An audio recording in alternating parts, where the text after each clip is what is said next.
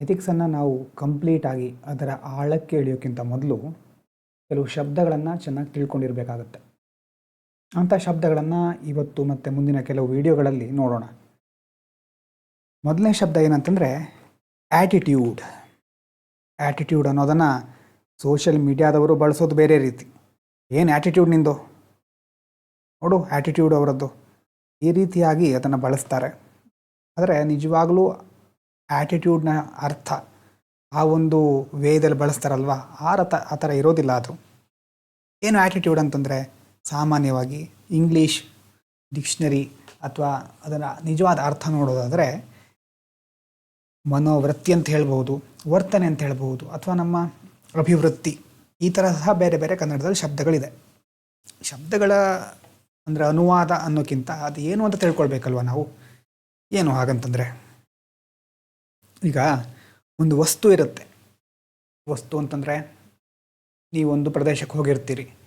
ಆ ಪ್ರದೇಶ ಯಾವುದೋ ಒಂದು ಪ್ಲೇಸ್, ಆ ಪ್ಲೇಸಿಗೆ ಹೋದಾಗ ನಿಮಗೆ ಆ ಪ್ಲೇಸ್ ನೋಡಿದ ತಕ್ಷಣ ಆಹಾ, ಚಿಕ್ಕವರಿದ್ದಾಗ ಒಂದು ಸರಿ ಇಲ್ಲಿ ಬಂದಿದ್ದೆ ನಾನು, ನನ್ನ ಮನೆಯವ್ರ ಫ್ಯಾಮಿಲಿ ಎಲ್ಲ ಬಂದಿದ್ವಿ ಇಲ್ಲಿ, ಎಷ್ಟು ಚೆನ್ನಾಗಿ ಆಟ ಆಡಿದ್ದೆ ಇಲ್ಲಿ ಅಂದರೆ ಆ ಒಂದು ಒಳ್ಳೆ ನೆನಪು ಬರುತ್ತೆ. ಈಗ ಮತ್ತೆ ಆ ಪ್ರದೇಶಕ್ಕೆ ಹೋದಾಗ ಇಲ್ಲೇ ಇದ್ಬಿಡೋಣ ಸ್ವಲ್ಪ ದಿನ ಅಂತ ಅನಿಸುತ್ತೆ. ಆ ಪ್ರದೇಶದ ಬಗ್ಗೆ ನಿಮಗೆ ಒಂದು ಸಕಾರಾತ್ಮಕ ಮನೋಭಾವ ಇದೆ, ಪಾಸಿಟಿವ್ ಆ್ಯಟಿಟ್ಯೂಡ್. ನೀವು ಕೆಲವೊಂದು ಪ್ರದೇಶಕ್ಕೆ ಹೋಗಿರ್ತೀರಿ ಅಥವಾ ಕೆಲವೊಂದು ಸಂಬಂಧಿಕರ ಮನೆಗೆ ಹೋಗಿರ್ತೀರಿ. ಅಲ್ಲಿ ಹೋದಾಗೆಲ್ಲ ಅವರು ಏನು ಮಾಡ್ತಾ ಇದ್ದೀಯಾ, ಎಷ್ಟು ಸಂಬಳ, ನೆಕ್ಸ್ಟ್ ಯಾವಾಗ ಮದುವೆ, ಇದನ್ನೇ ಕೇಳ್ತಾ ಇರ್ತಾರೆ ಯಾವಾಗಲೂ. ಹೋದ ತಕ್ಷಣ ನಿಮ್ಗೆ ಅನಿಸುತ್ತೆ ಬೇಗ ವಾಪಸ್ ಹೋದ್ರೆ ಸಾಕಪ್ಪ. ಅಥವಾ ಇವು ಯಾವುದೋ ರಿಲೇಟಿವ್ಸ್ ಇರ್ತಾರೆ, ಇವ್ರ ಕಣ್ಣಿಗೆ ಮಾತ್ರ ಬೀಳ್ದಿದ್ರೆ ಸಾಕಪ್ಪ, ಆ ಒಂದು ಭಾವನೆ ಬರುತ್ತಲ್ವ, ನೆಗೆಟಿವ್ ಆ್ಯಟಿಟ್ಯೂಡ್. ಪಾಸಿಟಿವ್ ಆ್ಯಟಿಟ್ಯೂಡ್ ಅಂತಂದರೆ ಒಳ್ಳೆಯ ಮನೋಭಾವನೆ, ಸಕಾರಾತ್ಮಕ ಮನೋಭಾವ ಅಥವಾ ಸಕಾರಾತ್ಮಕ ಮನೋವೃತ್ತಿ, ನಮ್ಮ ವರ್ತನೆ ಅಂತ ಹೇಳ್ಬೋದು. ಅದೇ ಬೇಡಪ್ಪ ಬೇಡ ಸಾಕು ಇದು ಅಂತ ಅನಿಸುತ್ತಲ್ವ, ಅದು ನಕಾರಾತ್ಮಕ, ನೆಗೆಟಿವ್ ಆ್ಯಟಿಟ್ಯೂಡು. ಇನ್ನು ಕೆಲವೊಂದು ಒಂದು ವ್ಯಕ್ತಿ ಅಂತಾಯಿತು, ಇನ್ನು ಕೆಲವೊಂದು ನಮ್ಮ ವರ್ತನೆಗಳಿರುತ್ತೆ. ವರ್ತನೆ ಅಂತಂದರೆ ವಿಚಾರದ ಕುರಿತು. ಕೆಲವರಿಗೆ ಈ ಧರ್ಮದವರೆಲ್ಲ ಹೀಗೆ ಅಂತಿರುತ್ತೆ, ಅಥವಾ ಮಹಿಳೆಯರೆಲ್ಲ ಹೀಗೆ, ಪುರುಷರೆಲ್ಲ ಹೀಗೆ. ಒಂದು ಸಾರಿ ಒಂದು ಡಿಸಿಷನಿಗೆ ಬಂದುಬಿಟ್ರು ಅಂತಂದರೆ ಮತ್ತೆ ಅದನ್ನು ಬದಲಾಯಿಸ್ಕೊಳ್ಳುವಂಥ ಮನಸ್ಥಿತಿನೇ ಇರೋದಿಲ್ಲ. ಅದು ಪಾಸಿಟಿವ್ ಆಗಿರ್ಬೋದು, ನೆಗೆಟಿವ್ ಆಗಿರ್ಬೋದು. ಒಬ್ಬರನ್ನು ಬ್ಲೈಂಡಾಗಿ ಎಷ್ಟು ನಂಬ್ತೇವೋ ಅಷ್ಟೇ ಬ್ಲೈಂಡಾಗಿ ಇನ್ನೊಬ್ಬರನ್ನ ದೂಷಿಸ್ತಾ ಇರ್ತೇವೆ. ಎರಡೂ ಎಕ್ಸ್ಟ್ರೀಮ್ ಪಾಯಿಂಟ್ಗಳು ಸಹ ತಪ್ಪು ಅಲ್ವಾ.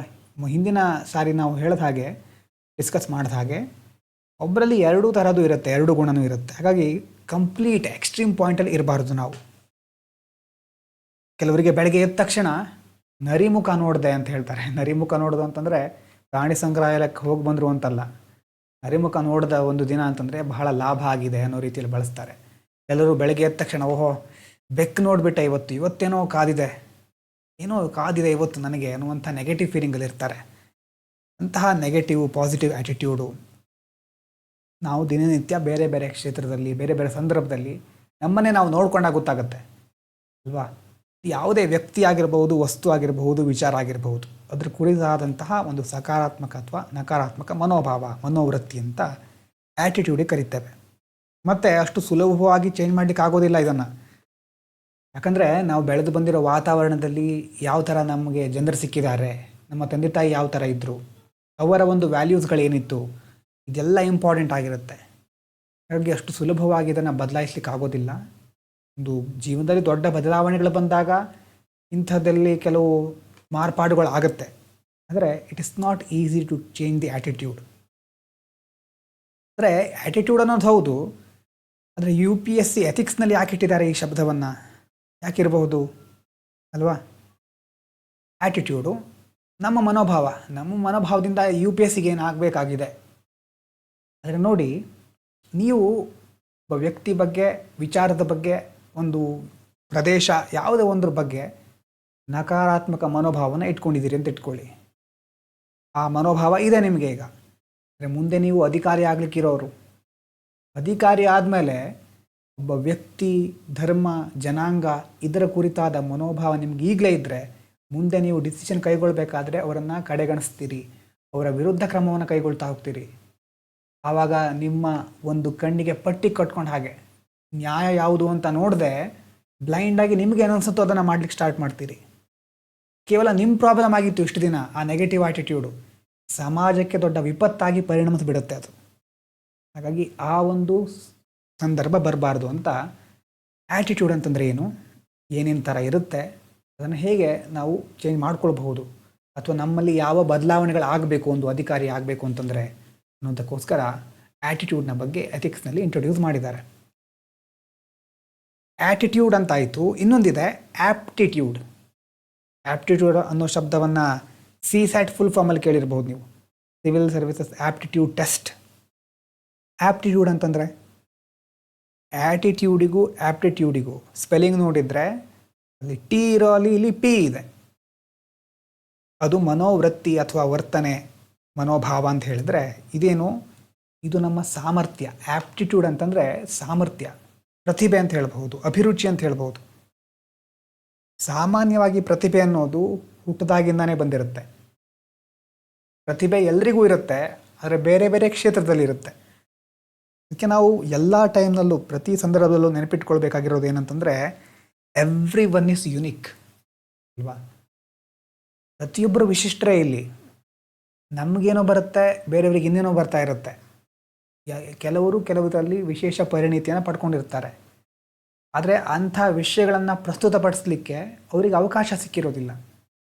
ಅವರಿಗೆ ಆ ಒಂದು ಪ್ರತಿಭೆ ಇದೆ ಅಂತಲೇ ಗೊತ್ತಿರೋದಿಲ್ಲ ಎಷ್ಟೋ ಸಾರಿ.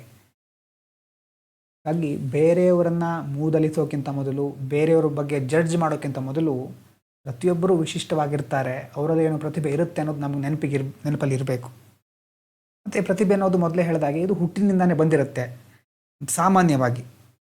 ಅದಕ್ಕೆ ಯೋಗ್ಯತೆ ಅಂತ ಸಹ ಕರಿತೇವೆ. ಯೋಗ್ಯತೆ ಅಂತಂದರೆ ಸಾಮಾಜಿಕವಾಗಿ ಹೇಳುವ ಆ ಯೋಗ್ಯತೆ ಅನ್ನೋಕ್ಕಿಂತ ಒಂದು ಕೆಲಸವನ್ನು ಮಾಡಲಿಕ್ಕೆ, ಒಂದು ಸ್ಕಿಲ್ಲನ್ನು ಪಡ್ಕೊಳ್ಳುವಂಥ ಯೋಗ್ಯತೆ ಪ್ರತಿಯೊಬ್ಬರಿಗೂ ಯಾವುದೋ ಒಂದು ವಿಷಯದಲ್ಲಿ ಇರುತ್ತೆ. ಈಗ ನಿಮ್ಗೆ ಕೇಳಬಹುದು, ನಾನು ಸಚಿನ್ ತೆಂಡೂಲ್ಕರ್ ಇದ್ದಾರೆ, ಅವರು ಇಷ್ಟು ಚೆನ್ನಾಗಿ ಕ್ರಿಕೆಟ್ ಆಡಿದರು, ಕ್ರಿಕೆಟ್ ದೇವರು ಅಂತ ಕರೆಸ್ಕೊಂಡ್ರು. ಈಗ ವಿರಾಟ್ ಕೊಹ್ಲಿ ಇದ್ದಾರೆ ನಮ್ಮ ಮುಂದೆ ಅಲ್ವಾ. ಇವರಿಗೆಲ್ಲ ಪ್ರತಿಭೆ ಅನ್ನೋದು ಹುಟ್ಟದಾಗಿಂದನೇ ಬಂದಿರೋದಾ? ಏನಂತೀರಿ ನೀವು? ಅವ್ರ ಪ್ರತಿಭೆ ಅನ್ನೋದು ಅವರ ಜನ್ಮಜಾತವಾಗಿ ಬಂದಿರೋದಾ? ನಿಮ್ಮ ಅಭಿಪ್ರಾಯ? ಇಲ್ಲ, ಜನ್ಮಜಾತದಿಂದ ಬಂದಿರೋದಲ್ಲ ಅಂತ ನೀವು ಅಂದರೆ ಅದು ತಪ್ಪು. ನೀವು ಅನ್ಬಹುದು, ಇಲ್ಲ ಪ್ರಾಕ್ಟೀಸ್ ಮಾಡಿದ್ದಾರೆ ಅವರು. ಹೌದು, ಪ್ರಾಕ್ಟೀಸ್ ಬೇಕೇ ಬೇಕು, ಆದರೆ ಪ್ರಾಕ್ಟೀಸ್ ಮಾಡಿದವರೆಲ್ಲ ವಿರಾಟ್ ಕೊಹ್ಲಿ ಆಗಲ್ಲ, ಪ್ರಾಕ್ಟೀಸ್ ಮಾಡಿದವರೆಲ್ಲ ತೆಂಡೂಲ್ಕರ್ ಆಗೋದಿಲ್ಲ. ಅವ್ರಿಗಿಂತ ಜಾಸ್ತಿ ಪ್ರಾಕ್ಟೀಸ್ ಮಾಡಿದವರು ಇದ್ದಾರೆ. ಸಚಿನ್ ತೆಂಡೂಲ್ಕರ್ ಜೊತೆ ವಿನೋದ್ ಕಾಂಬ್ಳಿ ಅನ್ನೋರು ಇದ್ದರು, ಅವರು ಪ್ರಾಕ್ಟೀಸ್ ಜಾಸ್ತಿ ಮಾಡ್ತಾಯಿದ್ರು. ಕೆಲವು ಮ್ಯಾಚ್ ಆದಮೇಲೆ ಅವರನ್ನು ಕೈ ಬಿಡಲಾಗುತ್ತೆ, ಅವರು ಜಾಸ್ತಿ ಕಡೆ ಕಾಣಿಸ್ಕೊಳ್ಳೋದಿಲ್ಲ. ಈಗ ವಿರಾಟ್ ಕೊಹ್ಲಿ ಇದ್ದಾಗಲೇ ತುಂಬ ಜನ ಬೇರೆ ದೊಡ್ಡ ದೊಡ್ಡ ಕ್ರಿಕೆಟರ್ಸ್ಗಳು ಇದ್ದಾರೆ, ಆದರೆ ನಾವು ವಿರಾಟ್ ಕೊಹ್ಲಿಯನ್ನೇ ಜಾಸ್ತಿ ನೋಡ್ತೇವೆ ಅಥವಾ ಅವ್ರ ಬಗ್ಗೆ ಅವರ ಮ್ಯಾಚ್ಗಳನ್ನು ಚೆನ್ನಾಗಿ ಖುಷಿ ಪಡ್ತೇವೆ. ಯಾಕಂದರೆ ಆ ಒಂದು ಇಂಟ್ರಿನ್ಸಿಕ್ ಎಬಿಲಿಟಿ ಅಲ್ವಾ, ಅವರಲ್ಲಿ ಆ ಒಂದು ಪ್ರತಿಭೆ ಇರೋದ್ರಿಂದ, ಆ್ಯಪ್ಟಿಟ್ಯೂಡ್ ಇರೋದ್ರಿಂದ ಅವರು ಮುಂದೆ ಬಂದಿದ್ದಾರೆ. ಹಾಗಾದರೆ ಅವರಿಗೆ ಆ್ಯಪ್ಟಿಟ್ಯೂಡ್ ಇದೆ ಅಂತಂದರೆ ಬೇರೆಯವರಿಗೆಲ್ಲ ಲಾಸ್ ಆಯ್ತಲ್ಲ, ಹಾಗಾದರೆ ಒಬ್ಬರಿಗೆ ದೇವರು ಹಾಕ್ಕೊಟ್ಟಿರ್ತಾನ ಪ್ರಶ್ನೆ ಎಲ್ಲ ಬರ್ಬೋದು. ಹಾಗಂತಲ್ಲ, ಅದು ಪ್ರತಿಯೊಬ್ಬರಿಗೂ ಯಾವುದ್ರಲ್ಲಿ ಒಂದು ಪ್ರತಿಭೆ ಇರುತ್ತೆ. ಆ ಪ್ರತಿಭೆಗೆ ಸರಿಯಾದ ವಾತಾವರಣ ಸಿಕ್ಕಿದಾಗ ಅದು ಚೆನ್ನಾಗಿ ಬೆಳಕಿಗೆ ಬರುತ್ತೆ.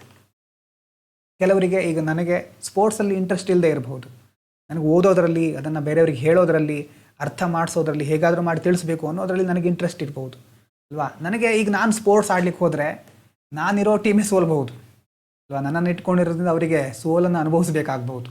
ಹಾಗಾಗಿ ನಮ್ಮ ಪ್ರತಿಭೆಗಳು ಎಲ್ಲೆಲ್ಲಿ ಉಪಯೋಗ ಆಗುತ್ತೆ ಅನ್ನೋದು ಗೊತ್ತಾದಾಗ ನಮಗೆ ಹೆಲ್ಪ್ ಆಗುತ್ತೆ. ಇಲ್ಲದ್ರೆ ಎಲ್ಲಿಯೂ ಸಲ್ಲೋದಿಲ್ಲ ನಾವು. ಮತ್ತು ಒಬ್ಬ ವ್ಯಕ್ತಿ ಎಲ್ಲವನ್ನೂ ಮಾಡಲಿಕ್ಕೆ ಆಗೋದಿಲ್ಲ, ಗೊತ್ತಿದೆ ಅಲ್ವಾ ನಿಮಗೆ. ನಾವು ನಮ್ಮ ಆಯ್ಕೆ ಮಾಡಿಕೊಂಡಿರೋ ಕ್ಷೇತ್ರದಲ್ಲಿ ಎಫರ್ಟ್ ಹಾಕಲೇಬೇಕು. ಎಫರ್ಟ್ ಹಾಕಿದಾಗ ಅದರಲ್ಲಿ ನಮ್ಮ ಇಂಟ್ರಿನ್ಸಿಕ್ ಎಬಿಲಿಟಿ ಇದ್ದರೆ ಅದರಲ್ಲಿ ನಾವು ಮುಂದೆ ಹೋಗ್ತೇವೆ. ನೇಚರ್ ನೋಡಿ, ನೇಚರ್ ಯಾರಿಗೂ ಎಲ್ಲದಕ್ಕೂ ಅಂತಂದರೆ, ಈಗ ನೋಡಿ, ಯಾವುದೇ ಎರಡು ವ್ಯಕ್ತಿ ತಗೊಳ್ಳಿ, ಸಮಾನವಾಗಿ ಪ್ರತಿಭೆಗಳನ್ನು ಕೊಟ್ಟಿರೋದಿಲ್ಲ. ಯಾವುದೋ ಒಂದು ವಿಷಯದಲ್ಲಿ ಒಬ್ಬರಿಗೆ ಜಾಸ್ತಿ ಕೊಟ್ಟಿರುತ್ತೆ, ಇನ್ನೊಂದರಲ್ಲಿ ಕಡಿಮೆ ಕೊಟ್ಟಿರುತ್ತೆ. ಹೀಗೆ ನೇಚರೇ ಈಕ್ವಲ್ ಆಗಿ ನಮ್ಮನ್ನು ಟ್ರೀಟ್ ಮಾಡೋದಿಲ್ಲ. ಈಗ ಸಾಮಾಜಿಕವಾಗಿ ನಾವೆಲ್ಲ ಈಕ್ವಲ್ ಅಂತ ಹೇಳ್ತೀವಲ್ವಾ, ಈಕ್ವಾಲಿಟಿ ಅನ್ನೋದು ನೇಚರಲ್ಲಿ ಇಲ್ಲ, ಅದು ಕಟು ಸತ್ಯ. ಅದು ಸಾಮಾಜಿಕವಾಗಿ ಈಕ್ವಾಲಿಟಿ ಅಂತ ಹೇಳೋದು ಯಾವಾಗ ಅಂತಂದರೆ, ಒಂದು ಕಾನೂನಿನ ಮುಂದೆ ನಾವು ಈಕ್ವಲ್ಲು, ಆದರೆ ಒರಿಜಿನಾಲಿಟಿಯಲ್ಲಿ, ನಮ್ಮ ಸ್ವಂತಿಕೆಯಲ್ಲಿ ನಾವೆಲ್ಲ ಡಿಫರೆಂಟೇ, ನಾವೆಲ್ಲರೂ ಯುನಿಕ್. ಇಬ್ಬರು ವ್ಯಕ್ತಿಗಳು ಮದುವೆ ಆದಮೇಲೆ ಸಮಾನತೆಯಿಂದ ಹೊಂದಾಣಿಕೆಯಿಂದ ಬಾಳ್ಬೇಕು ಅಂತ ಸಮಾಜ ಬಯಸುತ್ತೆ. ಅದು ಜಯಂತ್ ಕಾಯ್ಕಿಣಿಯವರು ಒಂದು ಮಾತು ಹೇಳಿದರೆ ನಿಮ್ಗೆ ಗೊತ್ತಿರಬಹುದು, ಸರಿಯಾದ ಹೊಂದಾಣಿಕೆ ಆಗೋದು ಅಥವಾ ಸಿಗೋದು ಚಪ್ಪಲಿಗಳಲ್ಲಿ ಮಾತ್ರ ಅಂತ. ಅರ್ಥ ಆಗ್ತಾ ಇದೆಯಾ? ಅಂತಂದರೆ ಒಂದೇ ಥರ ಸರಿಯಾದ ಜೋಡಿ ಸಿಗೋದು ಚಪ್ಪಲಿಲಿ ಮಾತ್ರ. ಮನುಷ್ಯರು ಅಂತ ಇದ್ದಾರಲ್ಲ, ಎಲ್ಲ ಅದ್ಭುತವಾದ ಜೀವಿಗಳು, ವಿಚಿತ್ರವಾದ ಜೀವಿಗಳು. ಅಷ್ಟು ಸುಲಭವಾಗಿ ಒಬ್ಬರು ಇನ್ನೊಬ್ಬರ ಥರ ಇರೋದೇ ಇಲ್ಲ. ಹೊಂದಾಣಿಕೆ ಅಂತ ಆಮೇಲೆ ಫೋರ್ಸ್ಫುಲ್ ಆಗಿ ಮಾಡ್ಕೊಳ್ಬಹುದು, ಅದು ಬೇರೆ ವಿಚಾರ. ಅಂದರೆ ಪ್ರತಿಯೊಬ್ಬರ ಭಾವನೆ, ಪ್ರತಿಯೊಬ್ಬರ ನಡವಳಿಕೆ ತುಂಬ ವಿಶಿಷ್ಟವಾಗಿರುತ್ತೆ. ಈಗ ಪ್ರತಿಭೆ ಥರನೇ ಈಗ ನೋಡಿ, ಇನ್ನೊಂದು ಎಕ್ಸಾಂಪಲಲ್ಲೇ ಸಚಿನ್ ತೆಂಡೂಲ್ಕರ್ ಅವ್ರದ್ದೇ ತೆಗೆದುಕೊಂಡ್ರೆ, ಅವರಿಗೆ ನೋಡಿ ಈಗ ಪ್ರತಿಭೆ ಇದೆ, ಹೌದು, ಕ್ರಿಕೆಟ್ನಲ್ಲಿ ಪ್ರತಿಭೆ ಇದೆ, ಆದರೆ ಅವಕಾಶ ಸಿಕ್ಕಿಲ್ಲ ಅವರಿಗೆ. ಕ್ರಿಕೆಟ್ ಆಡಲಿಕ್ಕೆ ಅವಕಾಶನೇ ಸಿಕ್ಕಿಲ್ಲ ಅಂತ ಇಟ್ಕೊಳ್ಳಿ. ಕ್ರಿಕೆಟ್ ಆಡೋ ಬದಲು ಒಂದು ಕಡೆ ಗೋಲಿ ಆಡ್ಲಿಕ್ಕೆ ಸ್ಟಾರ್ಟ್ ಮಾಡ್ತಾರೆ. ಗೋಲಿ ಆಡಿ ಆಡಿ ಆಡಿ ಇಡೀ ಭಾರತದಲ್ಲೇ ಅದ್ಭುತ ಗೋಲಿ ಆಟಗಾರ ಅಂತ ಕರೆಸ್ಕೊಳ್ತಾರೆ. ದೇಶ ಮಟ್ಟದಲ್ಲಿ ಗೋಲಿ ಆಟದಲ್ಲಿ ಪ್ರಥಮ ಬಂದಿದ್ದಕ್ಕೆ ನಿಮಗೆ ಸ್ಟೀಲ್ ಚೆಂಬನ್ನು ಕೊಡಲಾಗಿದೆ, ಪತ್ರಿಕೆಯಲ್ಲಿ ಬರುತ್ತೆ. ಆ ಥರ ಬಂದಾಗ ಆವಾಗ ಅವರಿಗೆ ಹೌದು, ಗೋಲಿ ಆಟದಲ್ಲಿ ನಾನು ಇಷ್ಟು ದೊಡ್ಡ ಚೆನ್ನಾಗಿ ಆಡ್ತಾ ಇದ್ದೇನೆ ಅಂತ ಒಂದು ಕಡೆ ಹೋಗ್ತಾ ಇರಬೇಕಾದ್ರೆ ಯಾರಲ್ಲೂ ಕ್ರಿಕೆಟ್ ಆಡ್ತಾ ಇರ್ತಾರೆ. ಕ್ರಿಕೆಟ್ ಆಡ್ತಾ ಇರಬೇಕಾದ್ರೆ ಬಾ ಒಂದು ಸ್ವಲ್ಪ ಒಂದು ಎರಡರ ಯಾರೂ ಇಲ್ಲ, ಜನ ಯಾರೂ ಇಲ್ಲ, ಬಂದು ಆಟ ಆಡಿ ಹೋಗು ಅಂತ ಯಾರೋ ಕರೀತಾರೆ. ಇವ್ರಿಗೆ ಇಷ್ಟು ದಿನ ಕ್ರಿಕೆಟ್ ಆಡಿಲ್ಲ, ಈಗ ಹೋಗಿ ಅವ್ರು ಕ್ರಿಕೆಟ್ ಬ್ಯಾಟ್ ಹಿಡಿದ್ರೆ ತಕ್ಷಣ ಅವರಿಗೆಲ್ಲ ಬಂದುಬಿಡತ್ತಾ? ಕ್ರಿಕೆಟ್ನಲ್ಲಿ ಅಬಿಲಿಟಿ ಇರಬಹುದು ಅವರಿಗೆ, ಆದರೆ ಬ್ಯಾಟ್ ಹಿಡ್ಕೊಂಡ ತಕ್ಷಣ ಎಲ್ಲ ಬಂದುಬಿಡತ್ತಾ? ಇಲ್ಲ, ಬರಲ್ಲ, ಹಾಗೆ ಬರಲ್ಲ. ಅದು ಪ್ರತಿಭೆ ಅನ್ನೋದಕ್ಕೆ ಸರಿಯಾದ ತರಬೇತಿ ಸಿಕ್ಕಿದರೆ ಮಾತ್ರ ವ್ಯಕ್ತಿ ಮಹತ್ವವಾದದನ್ನು ಸಾಧಿಸ್ಬೋದು. ಪ್ರತಿಭೆನೂ ಉಪಯೋಗ ಆಗೋದಿಲ್ಲ, ಮತ್ತು ತರಬೇತಿನೂ ಯಾರಿಗೆ ಕೊಡಬೇಕು ಅವ್ರಿಗೆ ಕೊಡದೆ ಬೇರೆ ಯಾರಿಗೂ ಅದು ಉಪಯೋಗ ಆಗ್ತಾ ಇರುತ್ತೆ. ಮತ್ತು ಮ್ಯಾಥ್ಸ್ ಅಂತ ನೀವು ತೆಗೆದುಕೊಳ್ಳಿ, ಎಷ್ಟೋ ಜನರಿಗೆ ಮ್ಯಾಥ್ಸ್ ಅಂದರೆ ಸ್ವಲ್ಪ ಕಷ್ಟ ಆಗುತ್ತೆ. ಮ್ಯಾಥ್ಸ್ ಯಾಕೆ ಕಷ್ಟ ಆಗುತ್ತೆ ಅಂತಂದರೆ, ನ್ಯಾಚುರಲಿ ಅವರು ಸ್ವಲ್ಪ ಕ್ರಿಯೇಟಿವ್ ಆಗಿರ್ತಾರೆ. ಕ್ರಿಯೇಟಿವಿಟಿ ಜಾಸ್ತಿ ಇದ್ದಾಗ ಮ್ಯಾಥ್ಸ್ನಲ್ಲಿ ಸ್ವಲ್ಪ ಗಮನ ಕಡಿಮೆ ಬರುತ್ತೆ, ಅಥವಾ ಮ್ಯಾಥ್ಸ್ನಲ್ಲಿ ಜಾಸ್ತಿ ಗಮನ ಕೊಡ್ತಾ ಹೋದರೆ ಪ್ರತಿಯೊಂದನ್ನು ಮ್ಯಾಥಮೆಟಿಕಲ್ ಥರ ಥಿಂಕ್ ಮಾಡ್ಲಿಕ್ಕೆ ಸ್ಟಾರ್ಟ್ ಮಾಡ್ತಾರೆ, ಅದು ಅಪ್ಲೈ ಆಗೋದಿಲ್ಲ. ಹಾಗಂತ ಎಲ್ಲರೂ ಹಾಗಿರ್ತಾರೆ ಅಂತಲ್ಲ, ಅವರಿಗೆ ಮ್ಯಾಥಮೆಟಿಕ್ಸು ಸಹ ಚೆನ್ನಾಗಿ ಬರುತ್ತೆ, ಕ್ರಿಯೇಟಿವಿಟಿ ಸಹ ಇರುತ್ತೆ. ಆದರೆ ಎರಡಕ್ಕೂ ಬೇಕಾಗಿರೋ ಮೈಂಡ್ ಸೆಟ್ ಡಿಫರೆಂಟ್ ಅಂತ. ಮ್ಯಾಥಮೆಟಿಕಲ್ಲಿಗೆ ಅಲ್ಲಿರೋ ಮೆಥಡಾಲಜಿಗಳನ್ನ ಚೆನ್ನಾಗಿ ಅಪ್ಲೈ ಮಾಡ್ಲಿಕ್ಕೆ ಗೊತ್ತಿರಬೇಕು. ಹಾಗೆ ಗೊತ್ತಿದ್ದಾಗ ಮಾತ್ರ ಮ್ಯಾಥ್ಸ್ ಮುಂದುವರ್ಕೊಂಡು ಹೋಗುತ್ತೆ. ಆ ಥರ ಥಿಂಕ್ ಮಾಡದೇ ಇದ್ದರೆ ಮ್ಯಾಥ್ಸ್ ಅಷ್ಟು ಸುಲಭವಾಗಿ ಅಂದರೆ ಇಷ್ಟ ಆಗೋದಿಲ್ಲ. ಇನ್ನು ಅವರಿಗೆ ಮ್ಯಾಥ್ಸ್ ಅನ್ನೋದೇನು ಇಷ್ಟ ಇರೋದಿಲ್ಲ, ಆದರೆ ನ್ಯಾಚುರಲ್ ಆಗಿ ಕವಿತೆಗಳನ್ನು ಬರೀತಾರೆ, ಶಬ್ದ ಜೋಡಣೆಗಳು ಅಷ್ಟು ಚೆನ್ನಾಗಿರುತ್ತೆ.